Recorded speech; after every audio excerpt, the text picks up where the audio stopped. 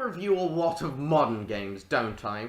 True, Ico and Shadow of the Colossus were from the PS2 era, but still, I've never strayed far from the 2000s when it comes to my reviews. Well, that all changes today as we head back to 1998 to look at one of the most influential games of all time, Metal Gear Solid.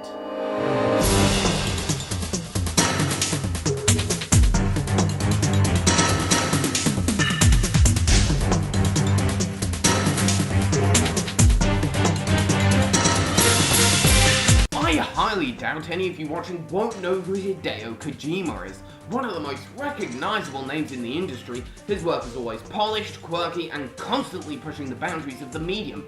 He's basically the Stanley Kubrick of video games, and given his massive influence on gaming, I had to check out his most famous series to see what all the fuss was about. And the original, kind of, seemed like a good place to start. Does this 1998 classic hold up nearly 20 years later? Well, let's find out. The story takes place on Shadow Moses, a remote island based in Alaska. A group of terrorists known as Foxhound have taken over the base as they want the remains of their leader. If they don't get it, they'll fire a missile and kill the two hostages on the island with them. Enter Solid Snake, an agent who heads to the base to prevent that from happening, but he quickly discovers that there's more to Foxhound's plan than meets the eye. The story is very good. There's plenty of twists and turns in the narrative that kept me engaged throughout, backed up by a decent script that's a little cheesy in places, but for the most part holds up fine. It's a good thing that it does, because you'll be watching a lot of cutscenes. One of the more infamous aspects of the series is that the cutscenes can be very long. And admittedly, it can be a little grating when one cutscene fades out and then another one immediately starts a second later, but I was always interested to see where the story went next, so for this game at least, the cutscene length didn't bother me that much. But a well-told story is one thing, do the characters drive it along? I guess. They're likeable enough, but the writers get the job done with cliches rather than go beyond the call of duty. Snake is the badass hero who pretends not to care about his allies when in actuality he does. Meryl wants to be the strong female lead, but she just isn't cut out for it. Otacon is... I'm a scientist because I wanted to make robots like the ones in the Japanese animes. Every nerd ever, so on and so forth. They do work in the context of the story though, and the voice acting does give these stereotypes a bit more personality than they do on paper. Overall, it's an engaging and often cinematic plot that kept me engaged throughout the campaign. Before we get into the gameplay, I should point out that this is my very first stealth game. Okay, I've played games with stealth in them, but it's almost never the main focus. And I know some of the design issues people have with this game, like how you have to be still to snap someone's neck. Why do I bring these up? Because both these points worked in my favour for a much more enjoyable experience. The stealth is very simple. You hide behind walls, take out guards, try not to get into their sight, etc. With this being my first proper taste of the genre, I found the simplicity quite endearing. Simply avoiding detection can be thrilling, and due to my knowledge of neck snapping, I could dispatch my enemies without too much hassle. Or I could just avoid them altogether, adding some freedom to a very linear game, which I liked. Sneaking around is great fun, and for a game from 1998, it really holds up. What doesn't is the combat. Given the game's top-down nature, trying to shoot an enemy is really hard. I mean, there is a red line showing your aim, but it's really hard to make out, so I just move Snake around hoping I get lucky. Most of the bosses suffer from this issue when the rooms are large and you can't see your opponent, so again, you just have to be lucky. While we're on the topic of boss fights, they're not bad. Okay, I don't like how the writers try to give pretty much all of them humanity after you defeat them, and as I said, the aiming can get pretty annoying. But I like they can be a bit trial and error, so you master the fight before defeating them. They can be incredibly creative, I'm looking at you, Psycho Mantis, and of course, fun. At times, some deaths can feel a bit cheap. If I'm honest, it didn't really bother me for the first half of the game. In fact, I was having a blast.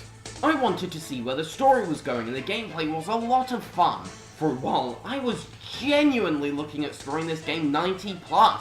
It wasn't perfect by any means, but I was thrilled to see it hold up so well 19 years later. How do they screw it up? At the start of the sniper war fight, Meryl gets shot and you have no sniper rifle to deal with your enemy, So you call Otacon and... I saw a PSG-1 in the armory in the second floor basement of the tank hangar. The second floor basement of the tank hangar? I have to go all the way back there? There's two big problems with having to backtrack through what feels like the entire game.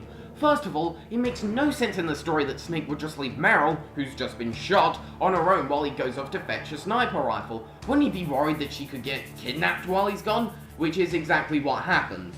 But the main issue is that you have to backtrack through what feels like the entire game! I actually don't hate backtracking. Skyward Sword is one of my all-time favourite video games, and you do quite a bit of backtracking in it. It works because the game is split up into 4 main areas that aren't that big, and you're only in familiar places for a short amount of time before you get to visit new and exciting locations. With Metal Gear Solid, you have to traverse through all the same areas to get the PSG-1, and then all the way back through what is essentially a straight line, and there's nothing new in the locations that might have made them interesting to revisit. It brings the game to an absolute halt, and it's a slog to get through. Well, I've finally gone back and fought Sniper Wolf in an okay fight, though controlling the PSG-1 with the D-pad feels a bit clunky. Maybe the game can hit its stride again. And it does, with a clever torch scene where you have to mash circle to survive. It's supposed to be challenging, and completing it is really satisfying and...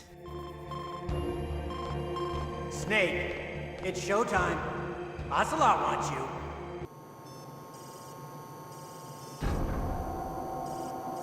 Okay. I have to do it again. Talk about beating a dead horse! I barely got through the first time. It was a cool scene. Can't we just move on? No, I can't do it. This game is really starting to get on my nerves, and I don't want to submit to the torture. Oh. Let's find something else to review then.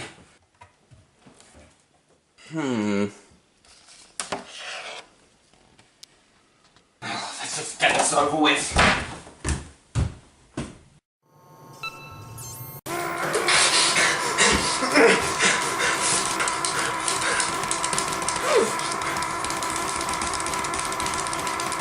Well, that's enough for now, I think. Yes! Finally! I can now escape the cell with the help from Otacon. Time to get back to the— I have to go through the same areas again! Once you get back to where Snake got kidnapped, there's a boring action scene where you just run up some stairs chucking stun grenades every now and then, and maybe there's some ironic symbolism in those stairs. You might be running up them, but the game continues to go downhill from this point. The game starts to get really cheap, with enemies and armed cameras that you can't see at all before they can inflict damage, making for some really frustrating moments. Bosses also see a dip in quality thanks to slow-moving D-pad aiming controls for fights that are fast-paced, or just some bad collision detection. I did hit him, it's true. That's bullshit. I did hit him. I did. When you eventually defeat them, there is less of a feeling of satisfaction and more of relief. And then there's just bits that are poorly designed. Okay, I'm nearly at the end. I'll finally be done with this part. Whoa, what the hell? But there was no...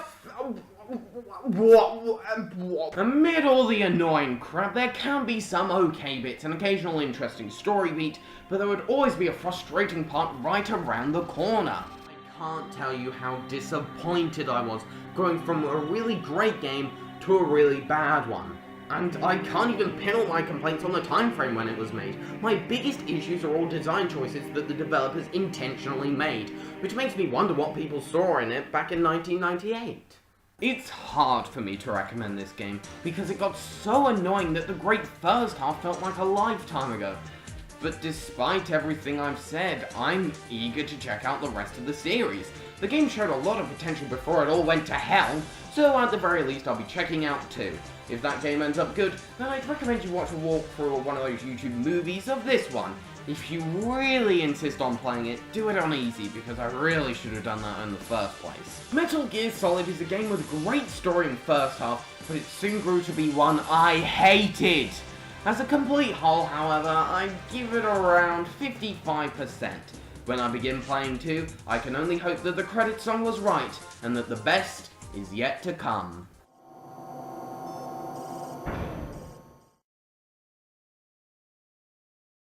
I did. Oh, hi, Snake. Snake. Snake!